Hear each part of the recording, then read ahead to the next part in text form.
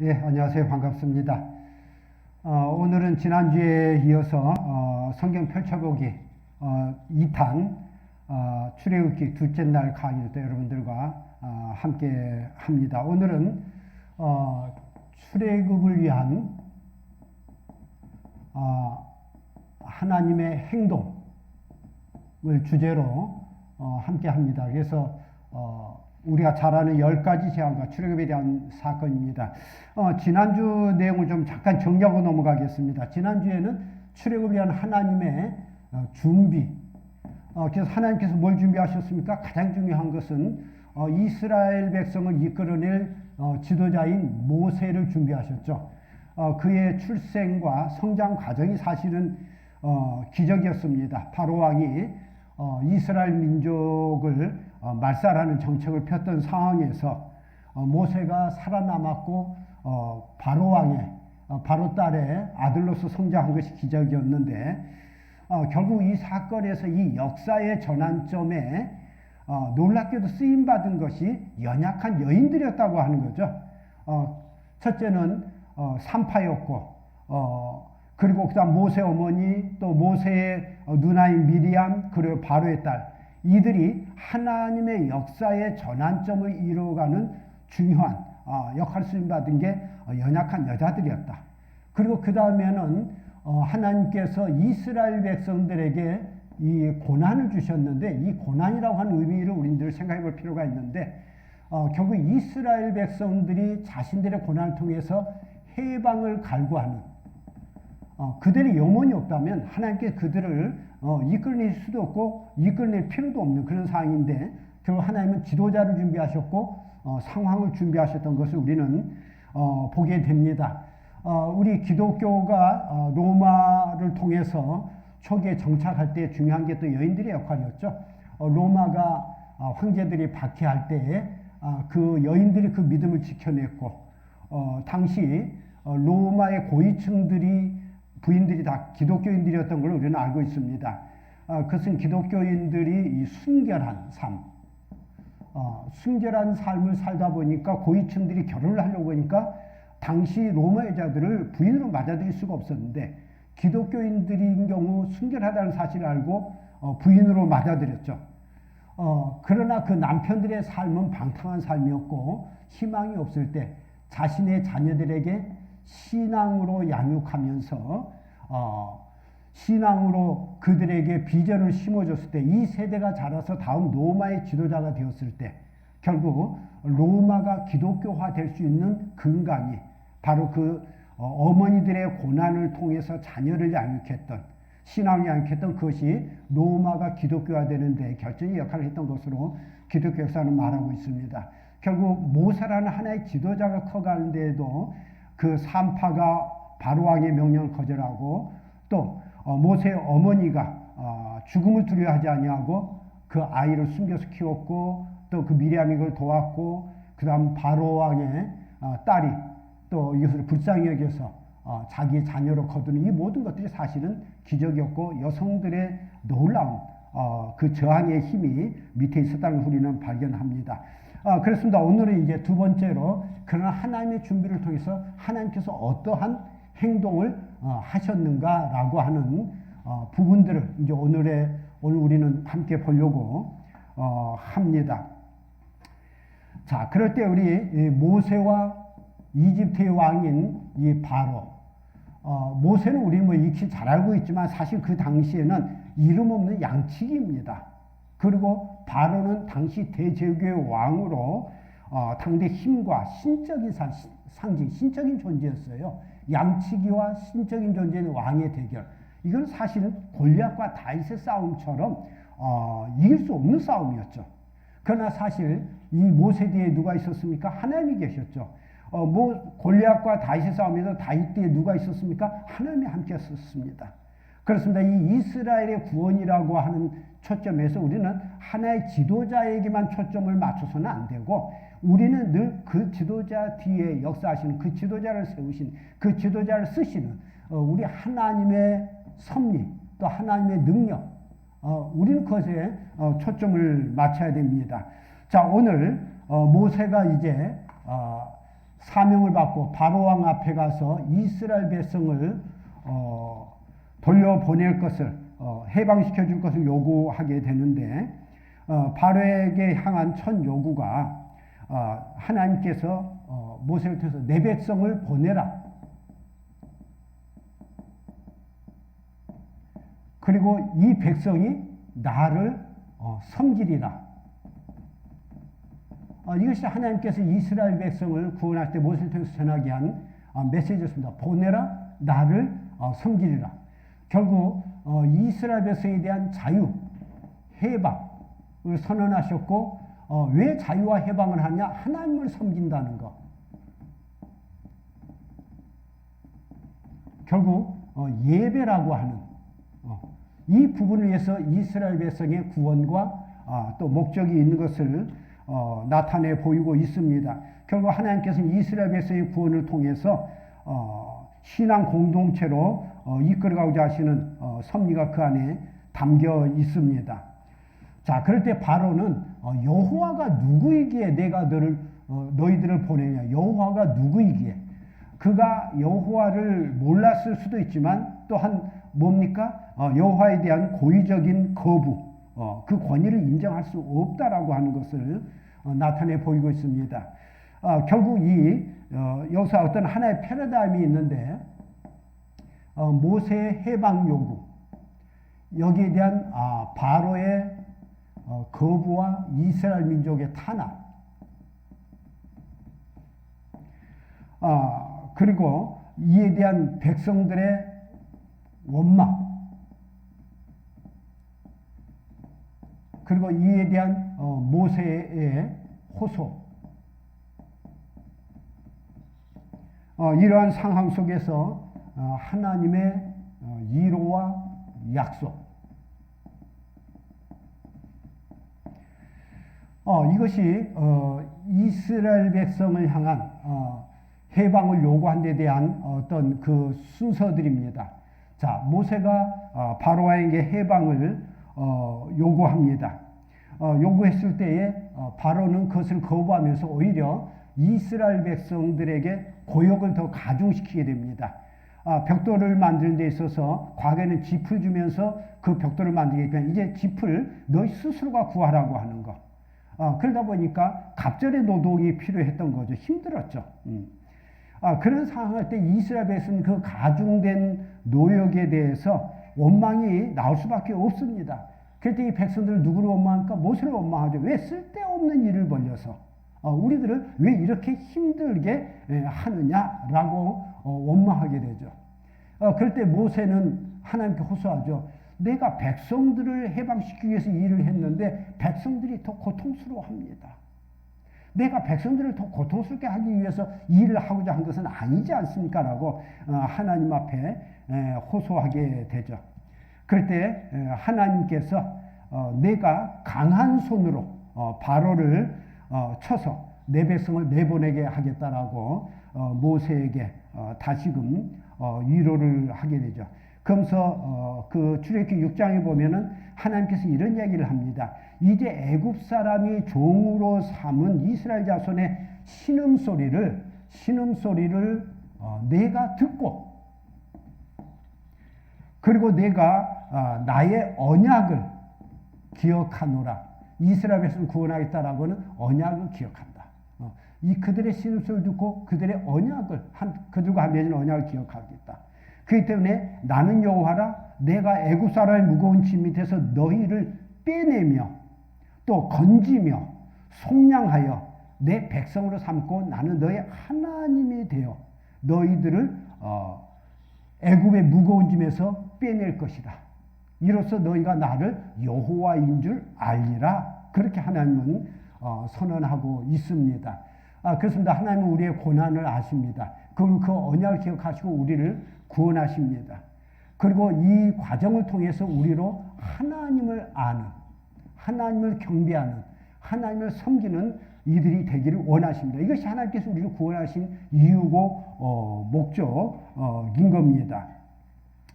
자, 이제 이러한 상황 속에서 하나님께서 다시금 그렇기 때문에 모세를 바로에게 보내요. 이스라엘 백성을 내보낼 것을 요구하십니다. 너는 다시 가서 이스라엘 자손을 그 땅에서 내보내게 하라. 그런데 너가 가서 외치지만 내가 바로의 마음을 완악하게 해서 내 표징과 내 이정을 애굽 땅에서 많이 행할 것이나 바로가 너희의 말을 듣지 아니할 것이다. 바로가 너희의 말을 듣지 아니하리라. 하나님께서는 모세를 보내면서 내가 너를 보냈기 때문에 모든 일이 순탄하게 될 것이다 라고 말씀하신 것이 아니라 그가 마음이 완악해서 너희의 말을 듣지 아니할 것이다. 이 완악하다는 말이 우리 개역개정에서 완악으로 보이는데 개역성경에는 이것을 강팍이다. 그런 단어를 써. 참 어려운 단어죠. 강팍하다. 마음이 다쳐서 어떤 소리도 듣지 않는다. 그렇게 말하고 있습니다. 어쨌든 쉽지 않을 것임을 모세에게 이야기하고 있습니다. 자, 그럴 때 하나님께서 이 바로에게 이스라엘 백성을 내보낼 수 있도록 이제 그 하나님의 구체적 행동, 개입이 시작이 됩니다. 우리는 그것을 잘 알죠? 10가지 재앙.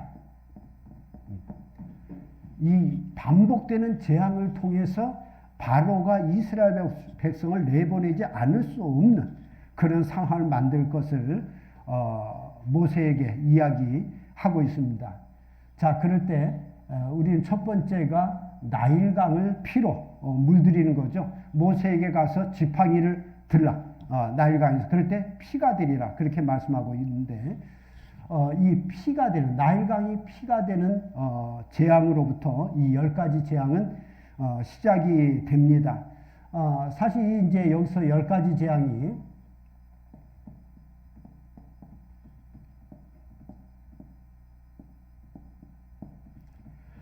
피의 재앙이고 이 9번째가 이 암흑의 재앙입니다.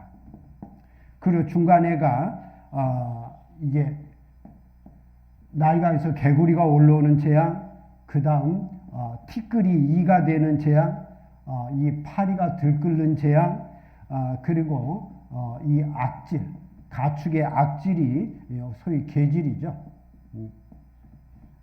계질이 주어지는 재앙, 그 다음 이제 독종, 질병이죠. 그 다음 우바, 메뚜기, 마지막 재앙이 장자의 죽음이죠.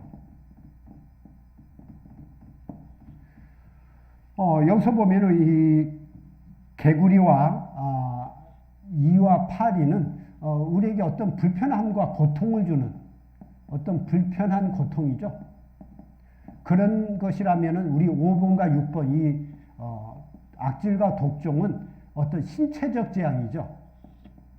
신체적. 그리고 7번, 8번 우박과 메뚜기의 재앙은 우리의 생존. 어떤 식물들이 다 작살이 나버리는 그런 생존의 재앙입니다.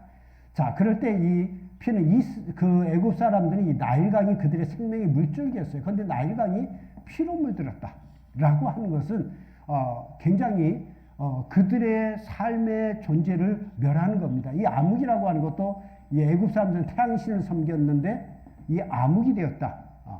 결국 우리 하나님께서는 그 애굽을 어떻게 심판할 것이냐를 이야기하고 있는데 이 애굽 사람들은 우상 숭배가 강했습니다. 그래서 나일강을 신으로 섬겼고 개구리 형상을 신으로 섬겼습니다. 얼굴은 개구리, 몸은 사람 몸. 또 이조차도 그들이 신으로 섬겼습니다. 어떤 땅의 티끌, 하여튼 별걸 다 신으로 섬기는데 파리, 어떤 가축들이 병에 걸리지 않는 것, 구하는 것, 그 자체도 신으로 섬겼고, 인간의 어떤 질병, 의술의 신, 그리고 이 자연보호, 우방, 메뚜기, 암흑, 이 모든 것이 그들은 다 신적 존재였습니다. 그 10가지 재앙은 결국 애굽이 섬기는 우상 숭배에 대한 하나님의 심판이었습니다. 결국 10가지 재앙은 자기 백성을 억압으로부터 해방시키는 하나님의 능력이 무엇인가를 선포한 사건이자 애굽 신들에 대한 심판의 사건이 이 10가지 재앙에 대한 부분들입니다. 자, 이런 부분에 있어서 맨 처음 나일강을 피를 물들자 애굽의 술사들도 그것을 했죠. 그런데 애굽의 술사들이 자기들도 똑같이 했지만 그건 뭡니까? 재앙을 없애는 것이 아니라 재앙을 더했죠. 이것이 술사들의 한계입니다. 하나님께서는 우리들에게 이러한 고난을 주기도 하지만 문제는 우리의 문제를 해결해 주시는 하나님이십니다. 술사들은 재앙은 되었지만 문제 해결은 하지도 못했어요. 자, 이런 재앙이 계속될 때에 바로 왕은 이 상황 앞에 그 당시는 이 이스라엘 백성을 나가게 하는 것에 동조하지만 재앙이 끝나고 나면은 마음을 닫아버립니다. 계속 번복하게 되는 거죠.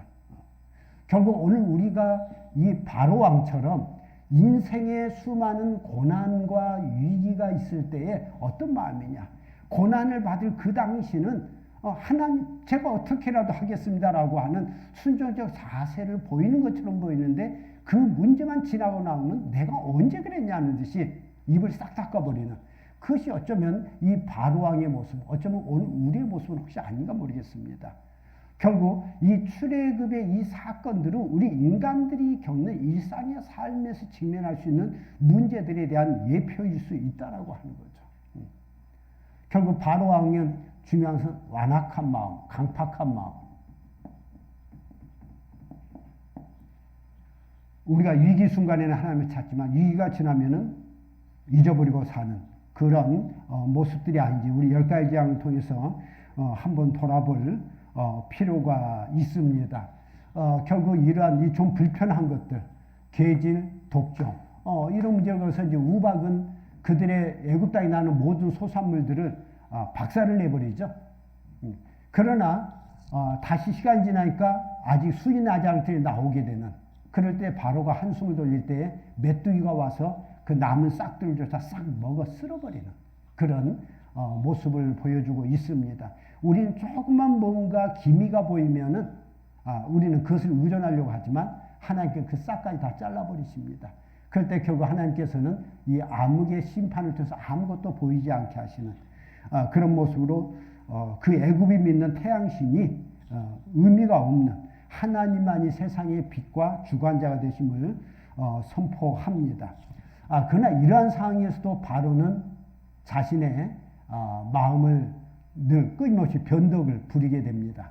그럴 때 하나님께서 이제 마지막 이 10번째 장자의 죽음이라는 재앙을 통해서 바로가 이스라엘 백성을 내보내게 될 것을 경고하게 됩니다. 그럴 때 하나님께서는 이 마지막 10번째 이 장자의 죽음을 이야기하실 때에 모세에게 이제 가서 이스라엘 백성으로 하여금 애굽을 떠날 준비를 하게 하라. 그래서 애굽인들에게 은금 폐물을 구하게 하라. 그럴 때 그들이 줄 것이다라고 하는 말씀을 하게 됩니다. 그리고 이 장자의 죽음이라고 하는 10번째의 이 재앙 앞에 바로가 내어 보내줄 것이다 라고 하면서 여기서 하나님께서는 이 유월절 규례를 설명합니다.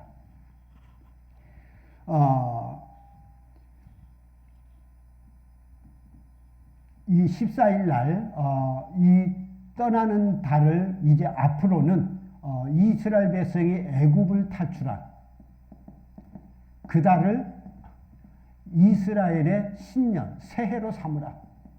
결국 이것은 이스라엘 백성이 영원히 이 날을 기억하라 라고 하는 이야기죠. 그리고 이 떠나기 전날 밤에 어린 양을 잡아서 문설주에 피를 바르고 그리고 그것을 먹고 급히 떠날 것을 이야기하고 있습니다. 그리고 이날부터 7일간 누룩 없는 떡, 빵을 먹을 것을 말합니다. 누룩이라고 하는 것은 죄를 상징합니다. 죄 없는 떡. 결국 그들에게서 죄를 제약에서의 생활을 청산한다는 그런 의미가 있습니다. 7일 동안 무교병을 먹고 또 집안에서 누룩을 제하라. 그렇게 하나님께서 이 유월절 규례를 이야기합니다. 그건 좀 이따 다시 한번 이야기를 드리겠습니다.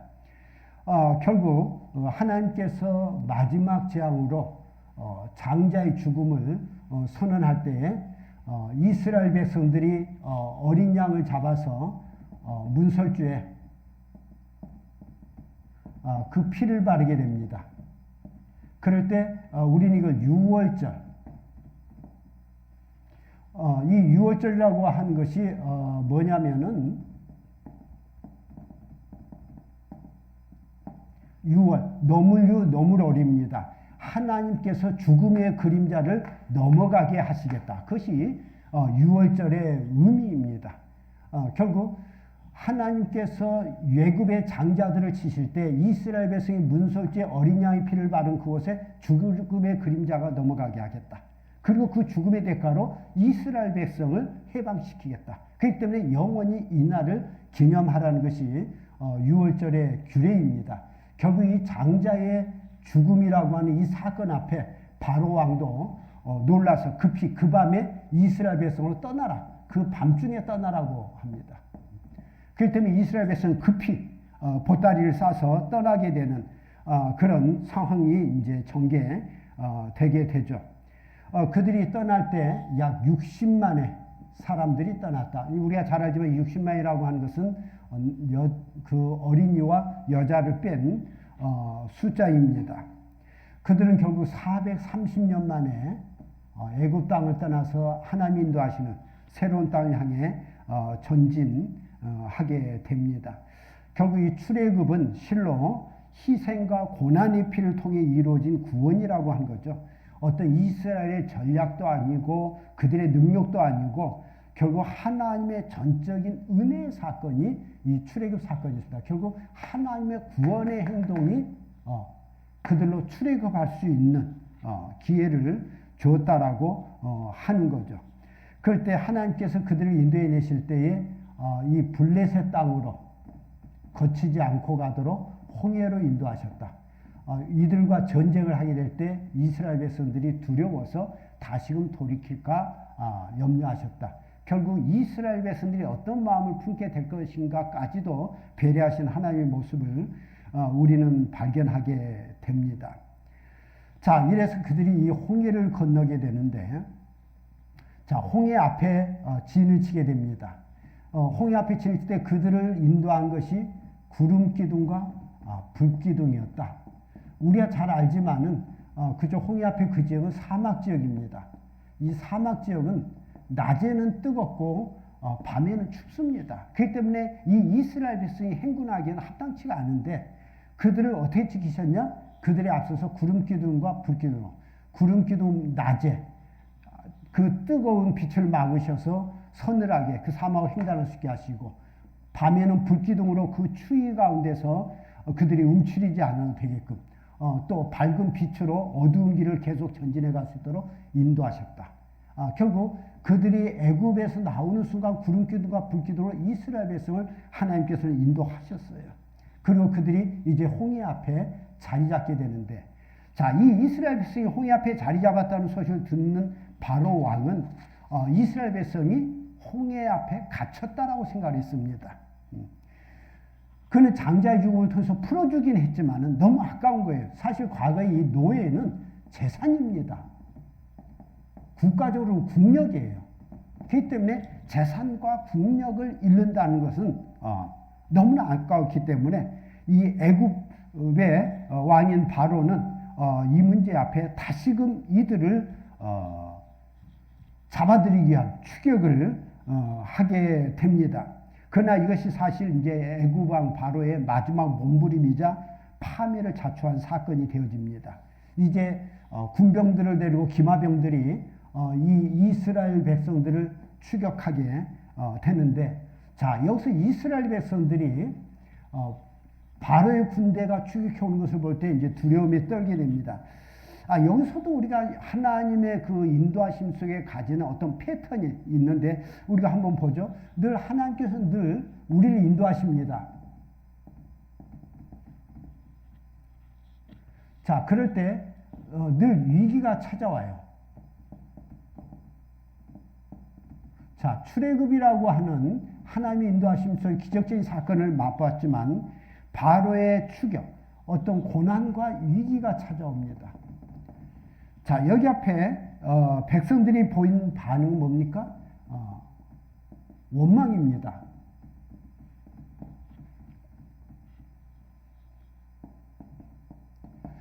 우리는 하나님의 전적인 은혜, 기적을 체험합니다. 그러나 위기 앞에 우리는 다시금 하나님이 언제 우리에게 은혜를 베풀었고 또 우리에게 기적을 베풀었는지 그것을 망각해버리고 우리는 습관적으로 원망을 하는 경향이 있어요. 오늘 여기 이스라엘 백성도 하나님의 전적인 구원의 은혜로 그들이 탈출할 수 있었던 거 아닙니까? 그러나 하나님께서 어떻게 그 10가지 재앙이라는 기적적 사건을 통해서 이끌리시다는 사실을 망각해버리고 이 위기만을 보게 되는 겁니다. 위기와 고난의 상황만을. 우리도 어떤 위기와 고난의 상황, 그 상황에 집착하지는 않습니까? 그 전에 하나님께서 우리를 어떻게 인도해 오셨고, 어떻게 이끌어 오셨고, 함께 하신 일을 우리는 잊어버리지 않습니까? 우리가 이 믿음이라고 하는 것은 어떤 지식적인 것이 아니라 우리가 순간순간의 그 삶의 시간 속에 하나님이 어떻게 우리와 함께 하신지를 통해서 하나님을 알아가는 겁니다. 체험하는 것. 그럴 때 우리는 아직 닥치지 않은 미래에 대해서도 이제 그 과거의 경험을 통해서 하나님을 신뢰하고 하나님을 의지하는 것. 그것이 저는 믿음이라고 봅니다. 그런데 아직 이 백성들은 그 하나님의 은혜는 깔끔히 다 잊어버리고 그 상황만을 보고 모세를 원망하는 모습을 보여주고 있습니다. 백성들이 동요합니다. 불평합니다. 애굽에 매장지가 없어서 우리를 이끌어내어 이 광야에서 죽게 하느냐. 애굽 사람을 섬기는 것이 광야에서 죽는 것보다 나으니라. 그럴 때 여기에 모세의 격려가 들어갑니다. 모세가 그 백성들을 격려합니다. 이전에는 백성을 원망할 때 모세가 뭐 했습니까? 하나님 앞에 호소했죠. 나보고 어쩌라고요. 그러나 이제 모세는 그 백성들과 달랐어요. 지난번에는 하나님을 향해서 호소했지만 이번에는 백성들을 격려합니다. 왜? 하나님의 인도하심, 하나님의 기적을 맛보았기 때문이다. 그럴 때 모세가 어떤 놀라운 말을 합니까? 14장 13절 이하에 보면 너희는 두려워하지 말고 가만히 서서 여호와께서 오늘 너희를 위하여 행하시는 구원을 보라. 너희가 오늘 애굽 사람을 영원히 다시 보지 아니하리라. 여호와께서 너희를 위하여 싸우시니 너희는 가만히 있을지니라. 오늘 모세는 너희는 두려워하지 말고 가만히 서서 하나님이 행하시는 구원을 보라. 두려워하지 말라.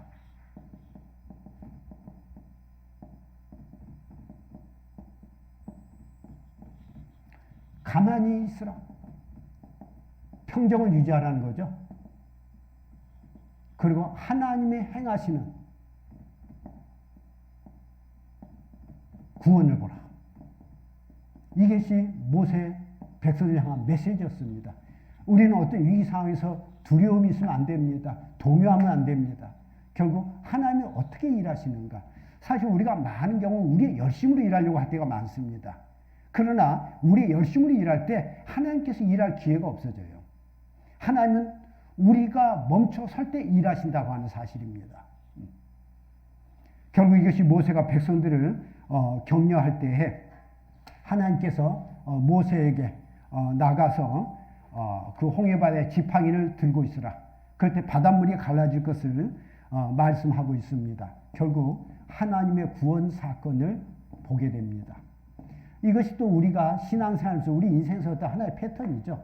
하나님의 인도, 구원을 경험하고 어떤 고난과 위기 앞에 우리는 원망할 때가 있지만 우리는 여기서 하늘의 산 소망을 가지고 지금까지 함께 했던 하나님의 은혜를 기억하며 서로를 격려하고 소망 가운데 믿음으로 서는 것. 그럴 때 하나님이 행하시는 구원을 보게 하신다고 하는 사건. 이것이 출애굽 사건에 담겨있는 중요한 또 신앙의 이야기입니다. 자, 그럴 때 하나님께서 결국 이 홍해라고 하는 막다른 배수진을 치고 있는 이스라엘 백성들에게 앞에는 홍해, 바다, 뒤에는 바로 군대의 추격. 앞뒤가 다 막혔습니다. 사면 초과입니다.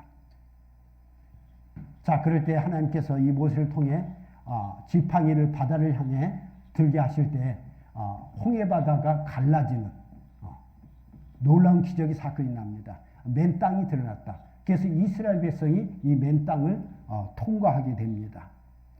그리고 이 건너는 동안 구름 기둥과 불 기둥이 뒤에 막아서서 바로의 군대가 추격해오지 못하도록 막았다. 그렇게 말하고 있습니다. 그리고 이스라엘 백성이 다 건너자 이 구름 기둥이 이 자리를 비켜줄 때 바로의 군대가 추격해 들어옵니다. 추격해 들어올 때에 다시 하나님께서 뭡니까? 이 물을 합쳐지게 하셔서 몰살시켜 버립니다. 자, 이것이 놀라운 홍해를 건널 때에 이스라엘 백성의 구원과 애국 군대의 파멸이라고 하는 놀라운 사건이 있게 됩니다. 기적적인 사건이죠. 드라마틱한 역동적인 그런 구원의 사건이에요. 그 이스라엘 백성들이 이들을 막아낼 어떤 힘도 없었습니다. 누가 막아냈습니까? 하나님 자신이 하신 거예요. 그래, 오늘 우리가 인생을 살아가면서 우리의 힘으로 아무것도 할 수 없을 때 우리가 할 수 있는 게 있는데 그것이 뭡니까? 기도죠. 하나님을 믿고 바라보는 거죠. 하나님을 의지하는 거죠. 그럴 때 우리는 하나님이 어떻게 행하시는가를 볼 수 있기를 바랍니다. 여기에 우리의 간증이 있는 겁니다. 자, 오늘 이런 놀라운 상황 앞에 이스라엘 백성이 건너자 결국 이 모세와 미리암은 이 출애굽을 경험하고 나서 하나님을 향한 찬양으로 감사 찬양을 올려드린 내용이 이 출애굽기 15장의 내용입니다. 하나님의 구원행에 대한 이스라엘 민족들의 감사 찬양. 모세는 여호와는 나의 노래시며 나의 구원이시로다. 신중에 주와 같은 자가 누구입니까? 라고 찬양합니다. 미리암은 너희는 여호와를 찬양하라. 그는 높고 영화로우시며 말과 그 탄 자를 바다에 던지셨음이라. 그렇게 찬양합니다. 그렇습니다. 우리가 살아가면서 하나님의 이 놀랍고 크신 구원을 통해서 우리의 열정이 아니라 하나님의 행하심을 바라보고 또 하나님의 행하신 걸로 말미암아 감사하고 찬양하는 것, 그것이 우리의 믿음의 여정입니다. 이 출애굽 사건에서 보여진 이 사건이 우리 일상의 삶에서 반복되어지는 또한 구원의 감격, 구원의 고백, 찬양인 줄로 믿습니다. 오늘 내용을 좀 정리하겠습니다. 오늘 내용이 출애굽을 위한 하나님의 행동이라고 말씀드렸는데 그 행동은 10가지 재앙과 출애굽이죠. 그러면서 그 이스라엘 백성이 출애굽하는 과정에 하나님은 세세하게 간섭하셔서 구름 기둥과 불 기둥으로 그들을 지키시고 인도하시고 추격하는 바로 군대를 막으시고 앞에 막힌 바다를 열어서 이스라엘 백성을 건너게 하시고 다시 그 바로의 군대를 물살을 합쳐서 몰살시키는 놀라운 것을 보게 됩니다. 자, 바로 왕은 하나님의 경고 앞에 하나님께서 이의 마음을 강팍하게 하셨다. 완악하게 하셨다. 자, 우리는 위기 앞에 하나님의 경고 앞에 어떤 마음으로 살아갑니까? 우리는 거기서 회개합니까? 아니면 바로 왕처럼 끊임없이 우리가 하나님을 향해 대적합니까? 또 이 위기 앞에 보여진 이스라엘 백성들의 모습, 원망과 불평이 우선했던 이들과 오히려 모세처럼 하나님을 바라보며 백성들을 격려하고 또 위로했던 그런 모습이 우리의 모습입니까? 우리는 여기서 바로의 모습, 이스라엘 백성의 모습, 모세와 같은 모습, 다양한 신앙의 모습이 나오게 되는데 결국 오늘 출애굽 사건은 우리 모든 인간이 겪는 그 문제 앞에서, 위기 앞에서의 인간의 실상이 무엇인지 또 나는 어떤 유형에 속하는지를 계시하고 있는 그런 내용의 부분이기도 합니다. 하나님이 이스라엘 백성을 구원해 나가는 역사 가운데 가장 드라마틱한 사건이었던 이 출애굽을 통해서 여기서 뭐가 나옵니까? 결국 하나님을 향한 예배 의식이 나오게 되는 것이고 또 여기서 절기가 나오고 우리가 소위 말하는 구원에 대한 어떤 신학적 정리, 신학화 작업이 이루어지게 됩니다. 결국 우리가 구약과 신약 전체를 이뤄서 이 출애굽 사건이 예배의식으로 절기로 신학화로 된 것이 오늘 우리 기독교인들이 하나님 앞에 예배드리는 신앙의 중요한 패턴이라고 하는 것을 우리가 알 필요가 있습니다. 결국 출애굽은 과거에 일어났던 한 사건일 뿐만 아니라 이 출애굽 사건은 우리가 하나님의 구원받은 백성으로 살아가는 우리 신앙인들의 어떤 모든 예배의 의식 절차, 절기, 신학적인 그런 것들이 일목요연하게 우리에 계시되고 있는 사건이 출애굽 사건이라고 하는 것을 우리가 볼 필요가 있습니다. 이를 통해서 우리가 하나님 앞에 감사, 찬양하고 경배와 섬김을 통해 우리가 하나님의 백성과 자녀된 거룩한 사람으로서 세상 속에 하나님의 통치를 펼쳐가는 그러한 백성들이 되길 주님 원합니다.